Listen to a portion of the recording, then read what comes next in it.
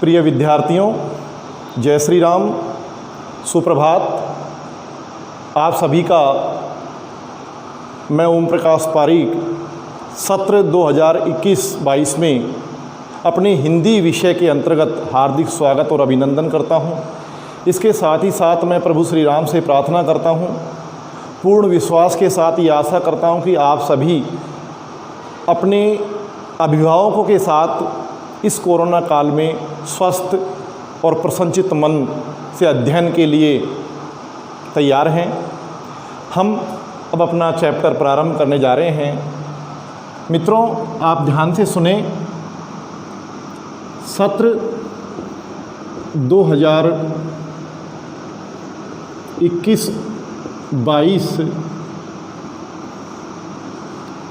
में हम अध्ययन करने जा रहे हैं और इसमें हमारी जो कक्षा है वो है 12। कक्षा 12वीं में हम विषय हिंदी को पढ़ने जा रहे हैं। अब हिंदी विषय में चाहे वो विद्यार्थी विज्ञान वर्ग का हो अथवा कला वर्ग का हो, सभी के लिए ये कक्षाएं समान उपयोगी हैं। अब हम बात करते हैं हमारे हिंदी विषय की पुस्तकों के बारे में, क्योंकि बिना पुस्तकों के प्रारंभिक ज्ञान के हम विषय के अंदर तक नहीं जा सकते। अध्याय का अध्ययन करने से पहले हमें विषय की जो पुस्तकें हैं उनके बारे में हमें जानकारी कर लेना अति आवश्यक होता है। हमारी जो प्रारंभिक पुस्तक है, पहली जो पुस्तक है उसका नाम है आरोह भाग 2 और दूसरी जो पुस्तक है हमारी वितान भाग 2। प्रिय विद्यार्थियों, इन पुस्तकों का अध्ययन हम कक्षा 11वीं में भी कर चुके हैं। कक्षा 11वीं में इनके भाग 1 थे, यानी आरोह भाग 1 और वितान भाग 1। अब कक्षा 12वीं में हम प्रवेश कर चुके हैं, तो आरोह भाग 2 और वितान भाग 2। कक्षा 11वीं में भी मैंने आपको इनके अर्थ बताए थे। आरोह, जिसका सामान्य अर्थ होता है ऊपर की ओर चढ़ना, ये आरोहण शब्द से निकला है। और इसके साथ साथ इसका जो और दूसरा अर्थ निकलता है विद्यार्थी के संदर्भ में, वो होता है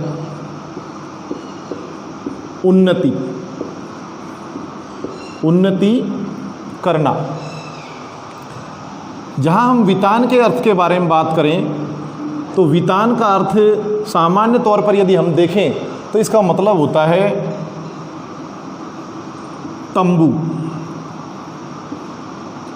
या फिर एक चंदोवा और होता है। शादी विवाह में बहिनें चंदोवा करती हैं,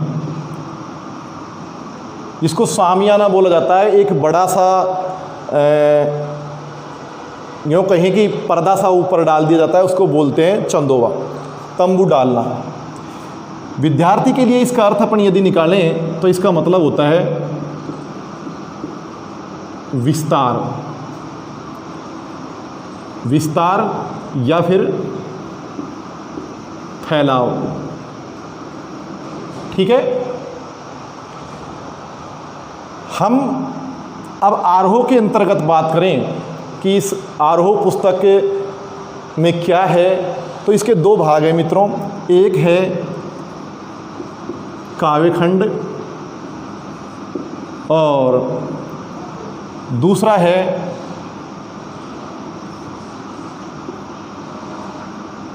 गद्यखंड। ठीक है। काव्यखंड में 10 अध्याय हैं।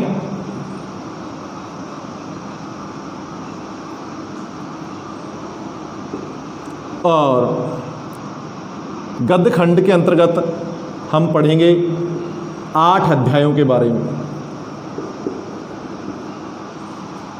ठीक है। इसके साथ साथ वितान में केवल हमारे 4 अध्याय हैं और इन 4 अध्यायों में देश काल और परिस्थिति और विभिन्न प्रकार के जो संस्कृतियां हैं उनके बारे में हमें जानने का अवसर मिलेगा। काव्य में प्राचीन और नवीन कवियों के बारे में, उनकी रचनाओं के बारे में, उनके विभिन्न जो दर्शन हैं उनके बारे में हम पढ़ेंगे। यहाँ काव्य खंड में जो कवि लिए गए हैं उनका मकसद विद्यार्थी का उचित मार्गदर्शन करते हुए उसको सफलता की ओर अग्रसर करना है। गद्य खंड में जो लेखक लिए गए हैं उनका उद्देश्य ये है कि विद्यार्थी देश काल और परिस्थिति का अध्ययन तो करे ही करे, इसके साथ ही साथ वो ऐसी समझ पैदा कर ले कक्षा 12वीं तक जिससे उसका सर्वांगीण विकास हो सके, वो दुनिया के साथ कदम ताल मिला सके। ठीक है, इसको उतारिए आप।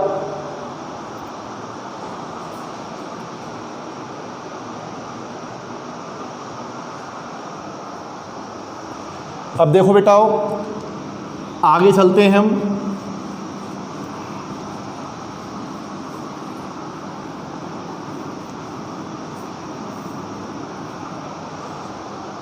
अब देखिए, आरोह पुस्तक में हमारा जो प्रथम अध्याय है, जो पहला चैप्टर है, वो है कवि हरिवंश राय बच्चन। कवि हरिवंश राय बच्चन कवि हैं और इनके द्वारा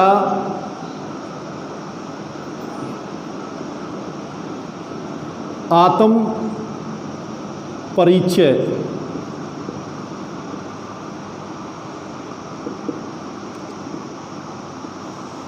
ये आत्म परिचय कविता गीत का अध्ययन हम करने जा रहे हैं। गत सत्र में भी हरिवंश राय बच्चन की ये आत्म परिचय कविता थी। बेटा, इस आत्म परिचय कविता को का जो स्रोत है वो इनके द्वारा लिखित निशा निमंत्रण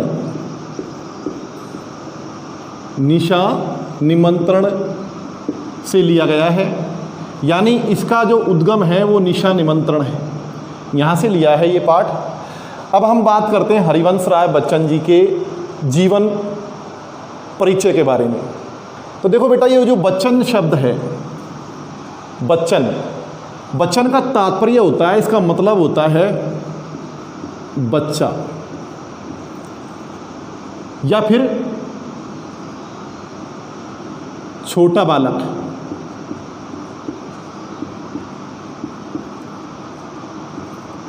हरिवंश राय बच्चन जी को प्रारंभ में बच्चन कहकर के पुकारा गया, तभी से इनके परिवार का जो निक नेम है वो बच्चन हो गया।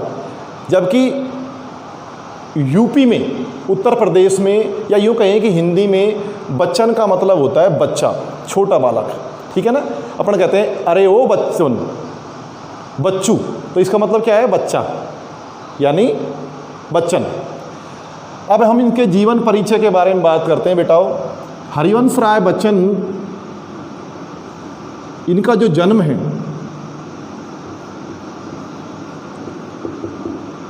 जन्म 27 नवंबर सन 1907 ईस्वी में कहाँ पर हुआ था? एक बाबूपट्टी नाम का गांव है, बाबूपट्टी। और ये बाबूपट्टी गांव कहाँ है बेटा? ये तात्कालीन इलाहाबाद, वर्तमान में प्रयागराज, प्रयागराज। और ये कहाँ है? उत्तर प्रदेश में।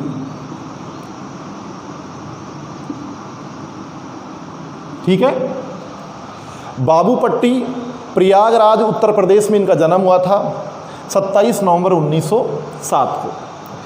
मृत्यु की बात यदि हम करें तो इनका देहावसान बेटा हुआ था 18 जनवरी सन 2003 ईस्वी में। कहाँ पर हुआ था? मुंबई। ये कहाँ है? महाराष्ट्र। अमिताभ का जो बंगला है जलसा, उसमें इनकी मृत्यु हुई थी। हरिवंश राय बच्चन बेटा, इनके बारे में एक और बात देखिए। हरिवंश राय बच्चन, इन्हें हालावाद का प्रवर्तक माना जाता है। हालावाद का प्रवर्तक इनको माना जाता है। और अब अपन बात करते हैं इनके माता पिता के बारे में। तो इनकी जो माता थी वो थी सरस्वती देवी।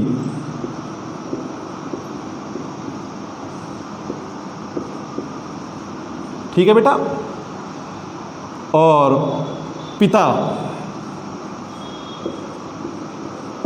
इनके पिता थे, कौन थे? पिता थे, पिता का नाम था बाबू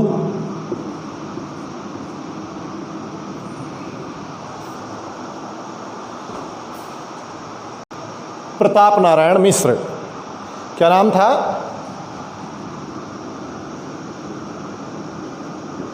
प्रताप नारायण मिश्र। अब वहाँ इनको श्रीवास्तव भी कहा जाता था। श्रीवास्तव किसको? इनके पिता को। बच्चन जो उपाधि है वो हरिवंश राय बच्चन के पैदा होने के बाद आई थी। इससे पहले इन्हें मिश्र या श्रीवास्तव कहा जाता था। ठीक है बेटा। प्रारंभिक जो इनकी शिक्षा थी वहीं इलाहाबाद यानी प्रयागराज में हुई थी। इसके बाद में इन्होंने एमए किया अंग्रेजी विषय से और कैम्ब्रिज विश्वविद्यालय से पीएचडी की उपाधि प्राप्त की थी। हम बात करते हैं इनके माता पिता के बाद में इनके विवाह के बारे में। विवाह बेटा, इनके 2 विवाह हुए थे। कितने विवाह हुए थे? 2 विवाह हुए थे। पहला तो हुआ था श्रीमती श्यामा से, श्यामा देवी से हुआ था, जो हुआ था 1926 और चला था 1936 तक। इसके बाद में एक पंजाबन औरत थी, पंजाबन औरत थी जिसका नाम था तेजी सूरी। तेजी सूरी। इससे 1941 में विवाह हुआ और जीवन साथी ये रहे 2003 तक, क्योंकि उसके बाद 2003 में इनकी मृत्यु हो गई थी बच्चन जी की। ठीक है ना। तो ये इनका वैवाहिक जीवन था। इसके बाद में इनके जो बेटे हैं अजिताभ बच्चन, अमिताभ बच्चन, जिसके बारे में आप लगभग जानते ही हो। अब हम बात करते हैं इनके विवाह के बाद में। मैं आपको थोड़ा सा इतना और बता देता हूँ कि जो इनकी जो भाषा है, इनके काव्य की जो भाषा है वो है बेटा, एक तरीके से कहें अपन, पहला तो हिंदी है और दूसरे शब्दों में दूसरी जो भाषा है वो है अवधी। ठीक है ना। अवधि है। और इनके काव्य की जो शैली है, शैली की अपन बात करें तो इनकी जो शैली है वो एक तरीके से यहाँ पर परिचयात्मक है, यानी वो जानकारी दे रहे हैं, परिचयात्मक शैली है और सरल है, सहज है। ठीक है,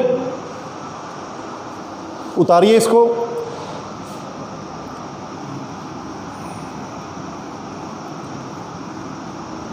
अब आगे चलते हैं अपन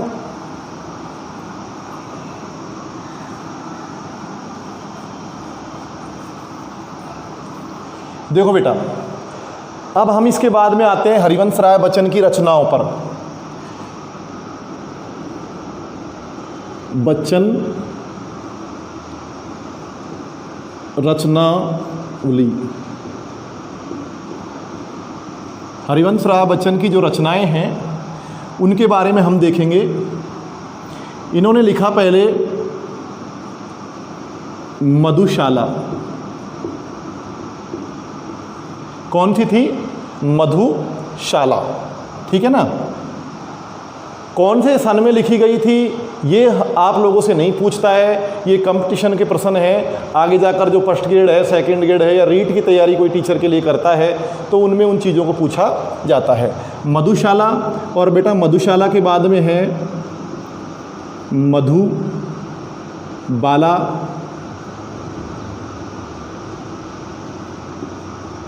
मधुबाला,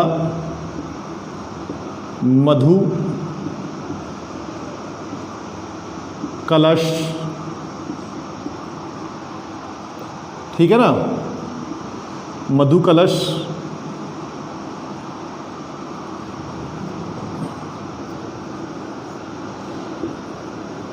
आकुल अंतर,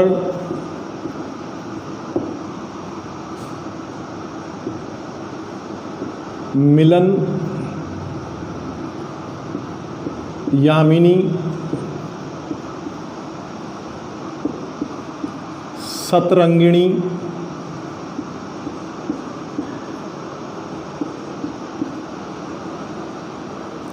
सतरंगिणी,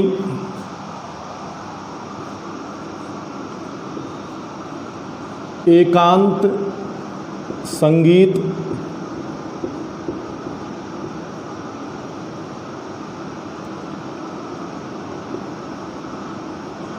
नए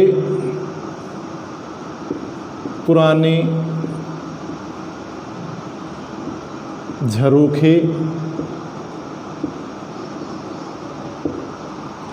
नए पुराने झरोखे, टूटी फूटी कड़ियाँ,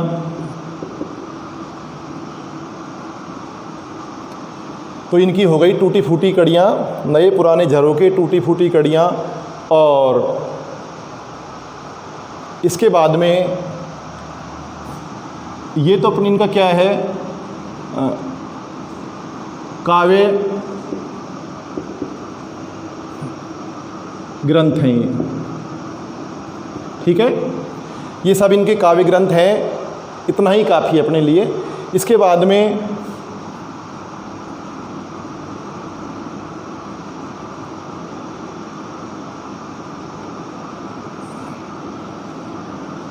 नीड़ का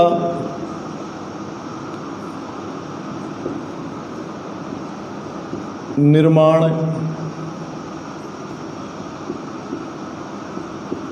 फिर नीड़ का निर्माण, फिर बसेरे से दूर,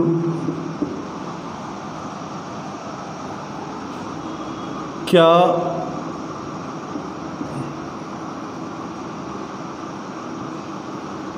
भूलूं, क्या याद करूं,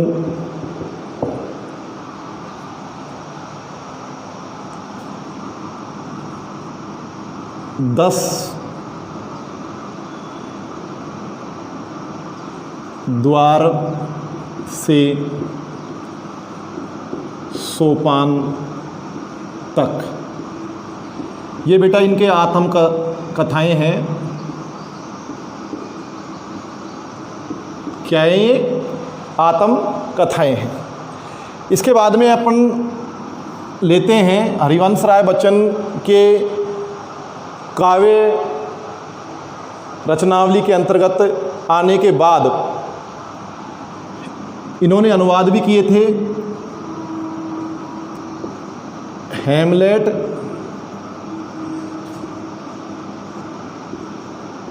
जनगीता और मैकबेथ।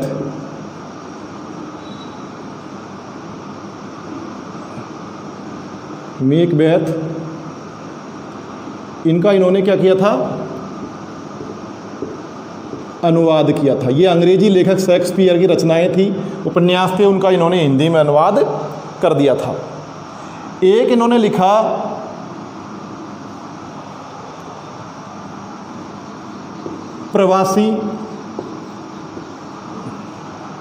प्रवासी की डायरी।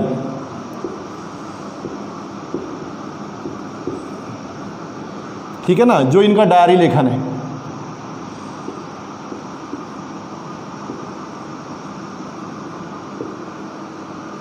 ठीक है बेटा, यानी मधुशाला, मधुबाला, मधुकलश, आकुल अंतर, मिलन यामिनी, सतरंगिणी, एकांत संगीत, नए पुराने झरोके, टूटी फूटी कड़ियाँ, ये सब काव्य ग्रंथ हैं, काव्य रचनाएं हैं। निशा निमंत्रण है। ठीक है ना।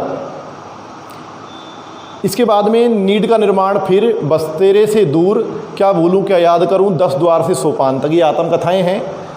हो सकता है आगे पीछे अगर हो गई हों क्रम में, उसके लिए क्षमा प्रार्थी हूँ। हैमलेट, जनगीता, मैकबेथ, प्रवासी की डायरी, ये इनके डायरी लेखन है बेटा। ठीक है ना। और संपूर्ण जो वचन ग्रंथावली है, ये जो वचन ग्रंथावली है, रचनावली है, इसके 10 खंड हैं।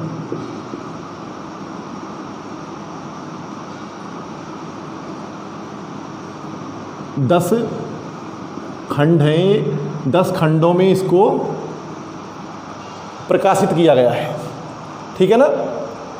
अब इसके बाद में हम अपना आत्म परिचय, जो अपनी रचना है, इसके बारे में हम अध्ययन करेंगे। उसके लिए आप कल तक का इंतज़ार करें और अपनी जो पढ़ाई है उसको सुचारू रूप से सिस्टमेटिक ढंग से टाइम टेबल बनाकर पढ़ना प्रारंभ कर दें, क्योंकि अब इससे आगे अगले सत्र में जो हमारा चल रहा है, इसमें एग्ज़ाम ज़रूर होंगे, क्योंकि तब तक संपूर्ण हमारी जो जनसंख्या है उसको वैक्सीनेशन हो चुका होगा और फिर कोई दिक्कत नहीं रहेगी। तब तक के लिए जय श्री राम।